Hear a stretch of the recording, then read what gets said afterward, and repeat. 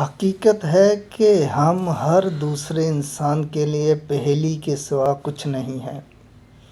پہیلی ہمیشہ تجسس میں مبتلا رکھتی کہ دوسرا فریق آپ کو جاننے کی جستجو میں رہتا ہے، کسی نہ کسی طرح آپ کی ذات کو کھوجتا رہتا ہے۔ جب وہ پورا جان لیتا ہے تو آپ کو پھر اسے آپ میں دلچسپی نہیں رہتی۔ میں کہتا ہوں، اپنی ذات کے کچھ پہلو ہمیشہ چھپا کے رکھیں۔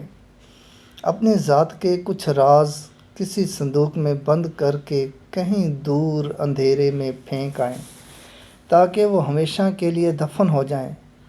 آپ کی ذات کے کچھ حصے پوشیدہ رہیں، آپ کی پہیلی کبھی نہ سلجھے، پھر آپ کبھی بھی بہت نزدیک آ کے بچھڑ جانے کی اذیت میں مبتلا نہیں ہوں گے۔ کوئی لاکھ سراغ لگائے پر آپ کی ذات کی کھوج مکمل نہ کر سکے، وہ اپنی کھوجی طبیعت کے ہاتھوں مجبور ہو کے ہمیشہ آپ کے ساتھ رہے گا کہ شاید کسی کمزور لمحے میں آپ کے چھپے راز دریافت ہو جائیں۔